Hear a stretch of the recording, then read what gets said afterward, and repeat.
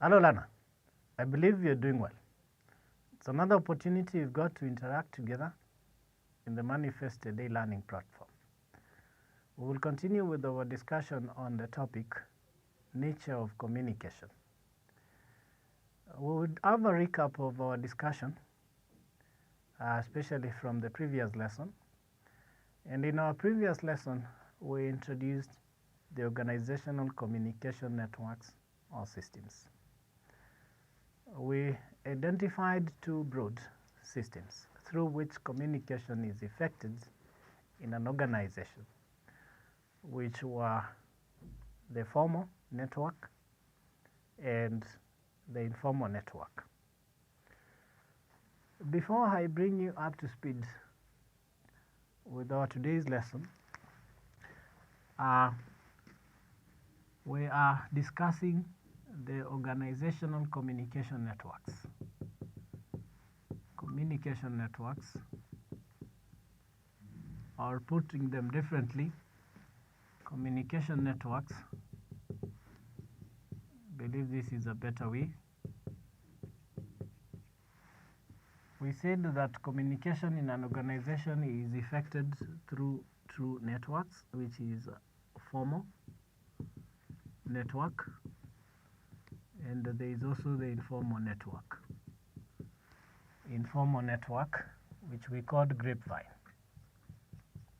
Informal network. The informal network, we called it grapevine.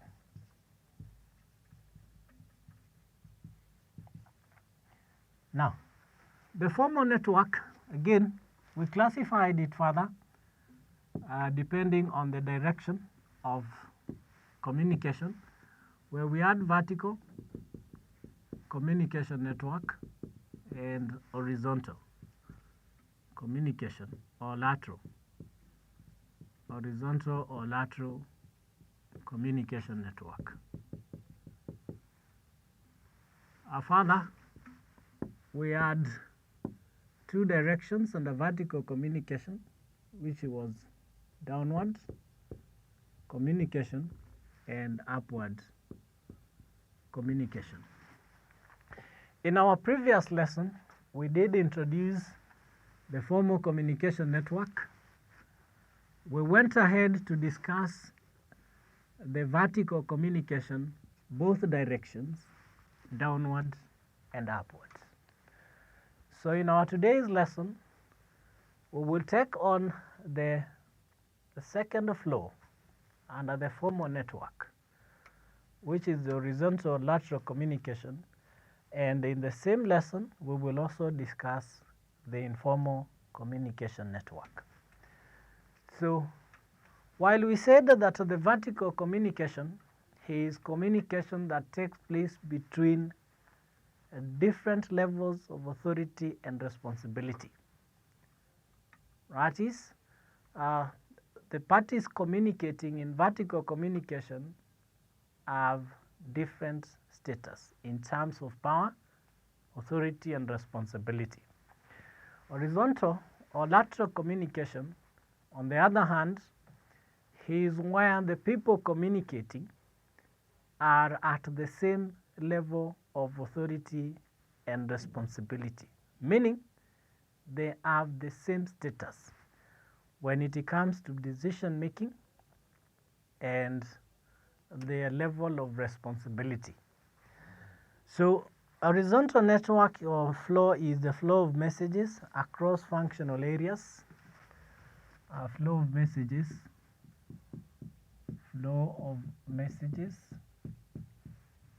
across functional areas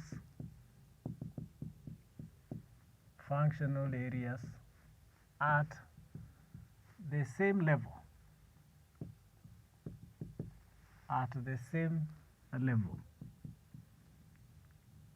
in an organization hierarchy.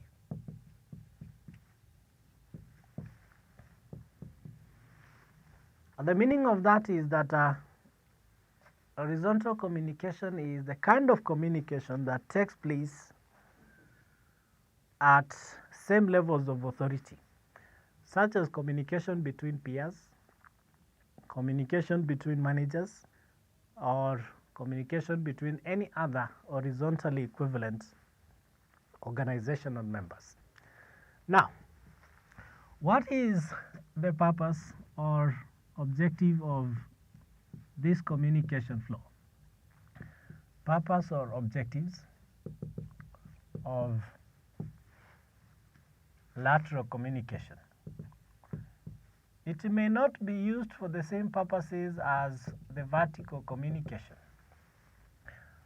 While we said that vertical communication, one is about giving orders and instructions, explaining policies, procedures, and rules. The same may not be said of the horizontal communication.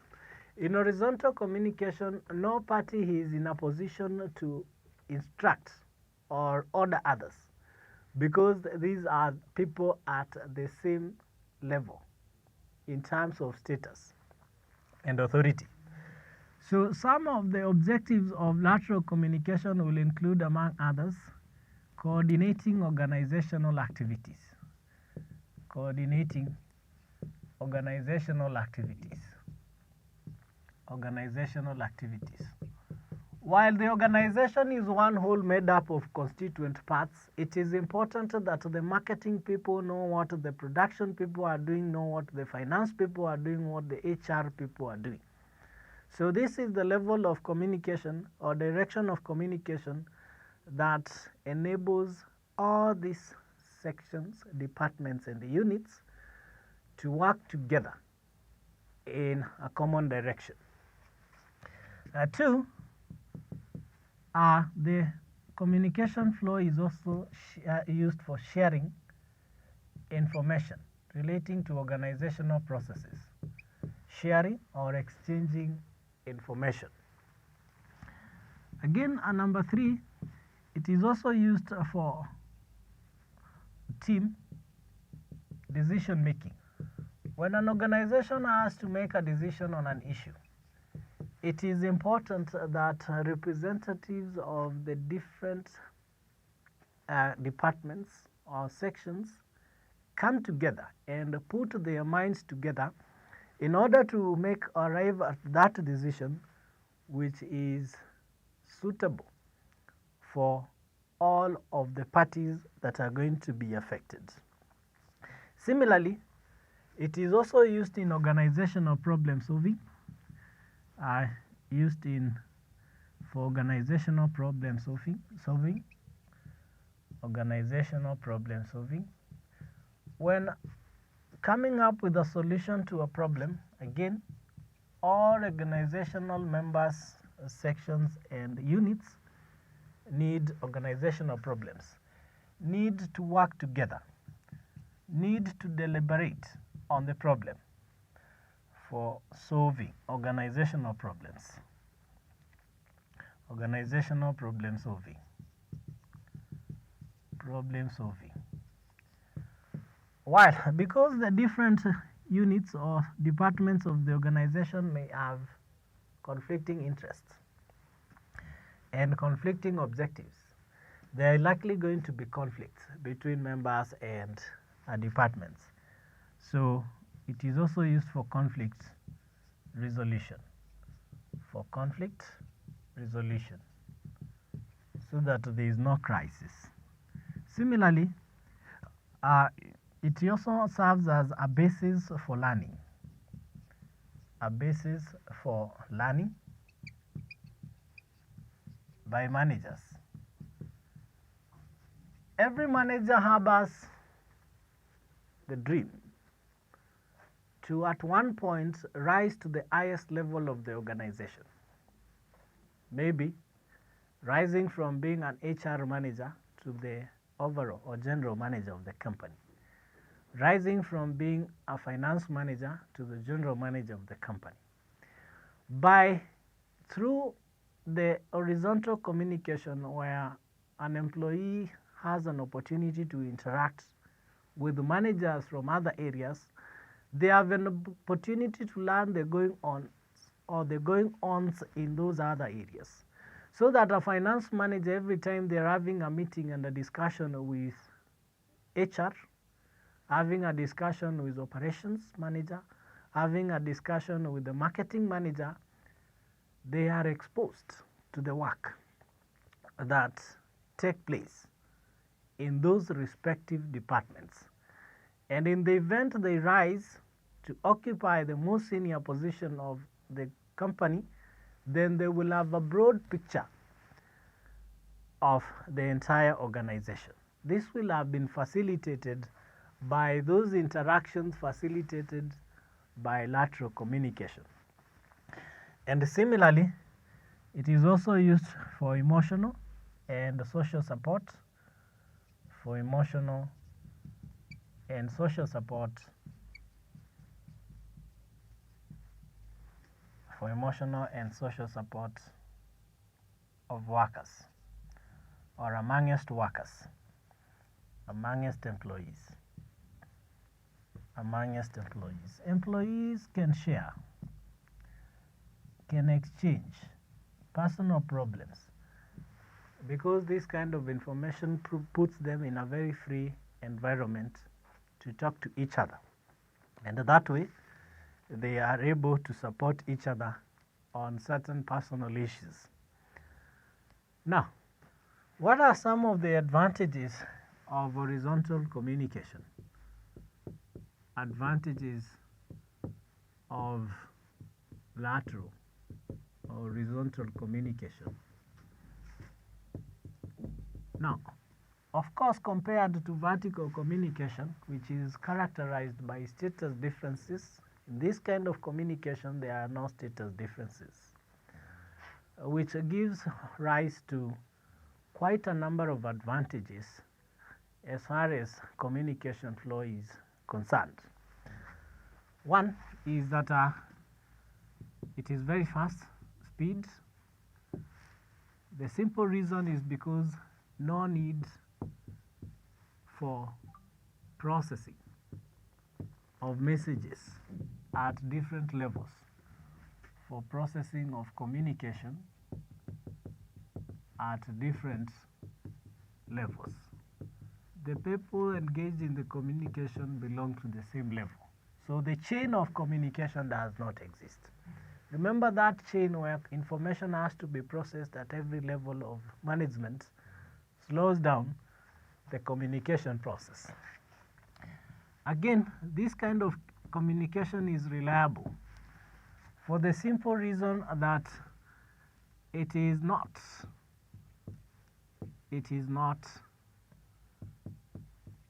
subject to distortion.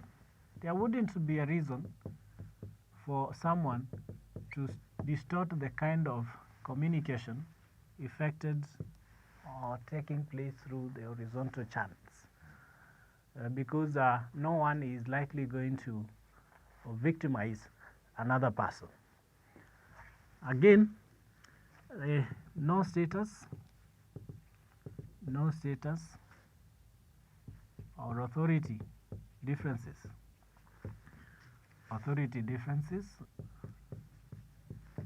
And the result of this that promotes free communication. No one is going to be suspicious of the other one, and people are likely going to easily exchange information without such fear. Again, it involves less formalities. It is characterized by less formalities or none, which makes it very effective.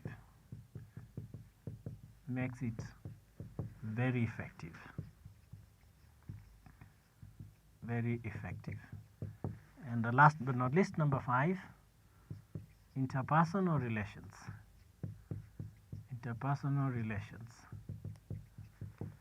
That is, employees can interact freely.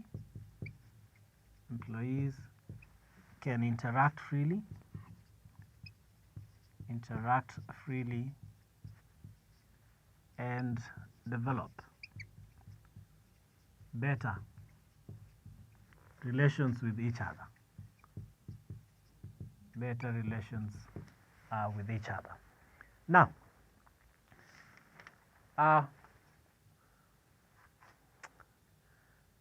effectively, at that point, we have been able to discuss and exhaust the formal network of communication. Remember, we did define the formal network of communication as the officially designated channels of communication in an organization, so that these channels are deliberately developed by the management to define the acceptable way or the recognized and acceptable way of communicating or effecting communication in any organization.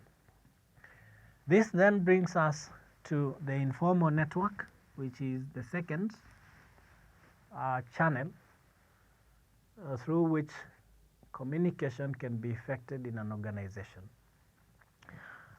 While the management does everything possible to try and define the formal networks so that they are as elaborate as possible, it is not again possible to have this kind of communication being as adequate as it should be.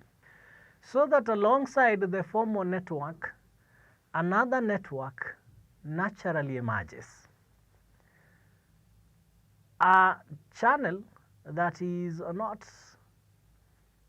official. It has not been designated or defined by the management per se, but it evolves from the social relations of the employees as they continue to work together. Remember that man is a social being, and in every situation, human beings will try to form or develop social relations. As these relations arise or emerge, then another parallel channel or network of communication is also born. And this is the informal network, which we are calling grapevine. So our discussion on the organizational communication network proceeds to the informal network, where we will find out what exactly is grapevine and whether it is good or bad for an organization.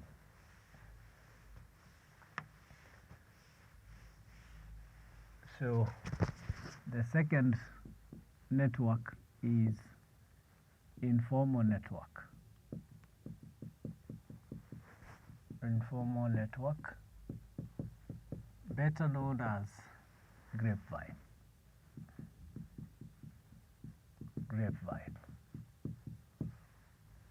which we're defining as the informal, the unofficial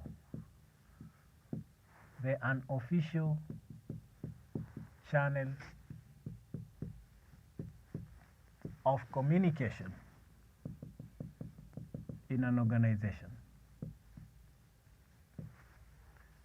For that matter, a grapevine is therefore or refers to episodes of interaction in the organization that do not reflect officially designated channels of communication. This kind of communication emerges from social and the personal interest of the employees rather than formal requirements of the organization. The reason it is called grapevine is because it stretches throughout the organization in all directions, irrespective of the authority levels. When it comes to grapevine, there is no defined rule or protocol to be followed when communicating, so that any organizational employees, regardless of their status in the organization, can address any other employee.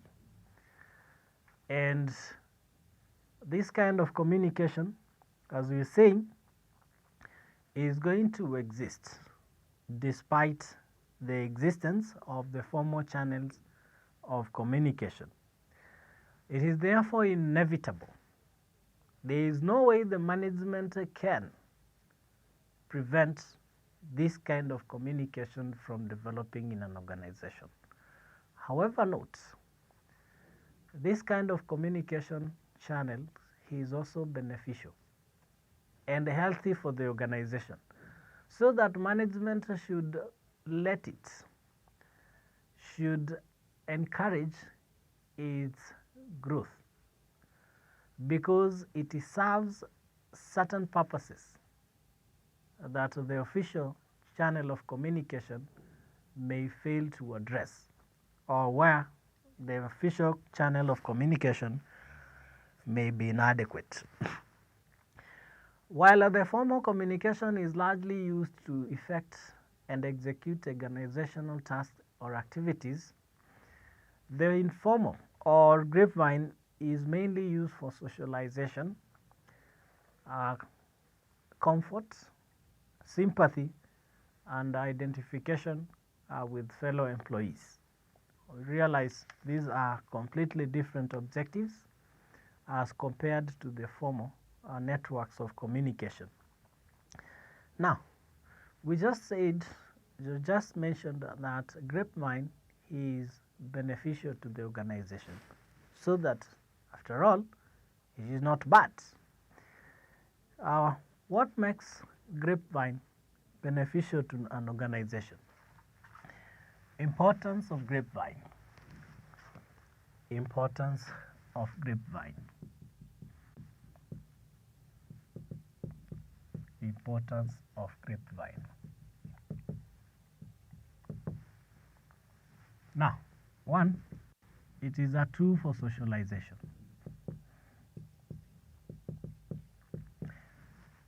It is literally impossible to prevent humans from interacting socially, and through this interaction, the employee relations are better improved, leading to more cohesiveness and unity in the organization. Two, it is fast,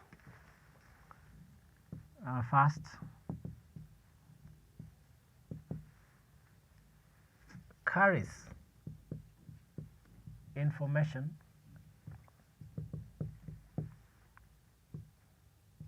in a short time. There is no need for processing information like in the formal networks, so that information is going to be shared out within a very short period of time. Again, supplements. It is also good because it supplements the formal communication. That is, it reaches where the formal channels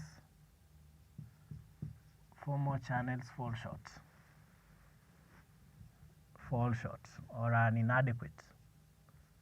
So some of the information or communication that may not be delivered or effected through the formal network will effectively be delivered using the informal network. Again, it is a forum for management learning, or we can call it discovery, management discovery. Certain information that may not be channeled to the management will come out, will be revealed through the informal network. Maybe employees are having a discontent or are experiencing discontent. There is a disquiet that may with time degenerate into a serious problem. a management is able to discover this through the informal channel, which enables it to act on those issues before they are outblown into serious crisis situations. Again, it is very flexible, flexibility. This is because it involves no formalities. This is the kind of communication that is going to take place on the hallways, that is going to take place on the canteen, the cafeteria. It is very flexible and it can be effected at any time, anywhere, by any person. Again, it increases efficiency. Number 6, increases efficiency, and the reason for this is because employees can freely exchange views,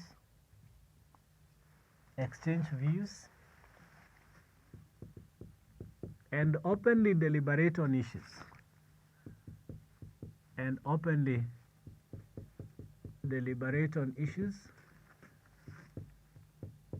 without any restrictions. This will lead to better solutions to those problems, a common understanding by the entire organization, and effectively leading to a better performance by employees. Similarly, it is also used as a source of comfort. Number 7, comfort. Employees are human beings, and sometimes they will have personal problems or challenges. So by sharing out these problems with their colleagues, employees are relieved of that burden, and of course that has an implication on their performance abilities. Now, the benefits notwithstanding, this kind of communication flow equally has its own limitations or disadvantages. So limitations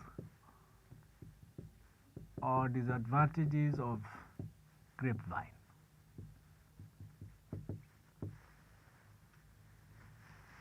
Limitations or disadvantages of grapevine. One of the problems with grapevine is that it lacks authority.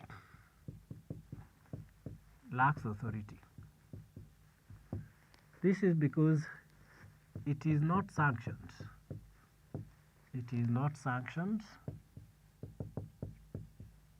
By management, and cannot be a basis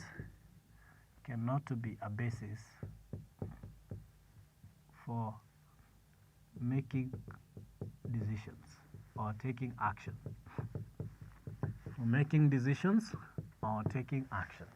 It is very informal. Another challenge with grapevine is that it lacks records.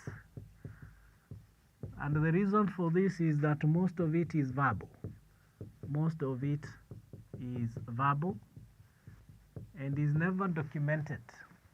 So you can never refer back to a communication that was effected through grapevine because it doesn't exist, or no record exists for it. Another challenge is that it's unreliable, and the reason for this is that most of it is based on rumors. It's based on rumors, and may lack facts.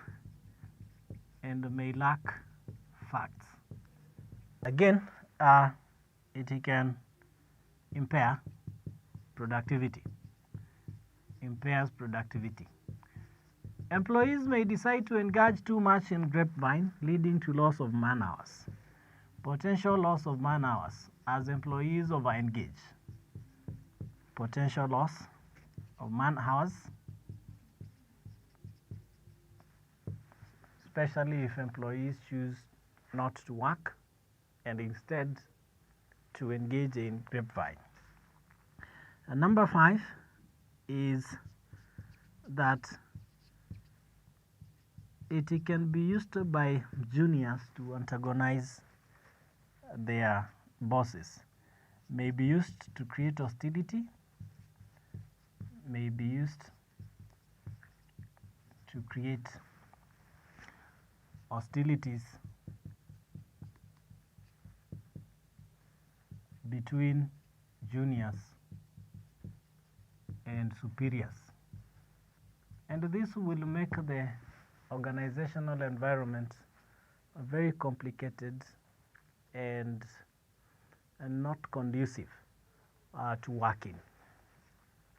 So effectively, here you will realize that the advantages or benefits are too many to wish away the informal network of communication. So it is also needed in an organization so that the organization does not lose out on all these benefits. And that brings us to the end of our discussion on the organizational communication networks or systems. This will be it for our lesson. I will see you in our next lesson. Thank you for watching this video. Don't forget to get yourself a copy of our professionally prepared study text and revision partners. Visit our shop along Tom Boyer Street, Pioneer House, 3rd floor, opposite Fire Station.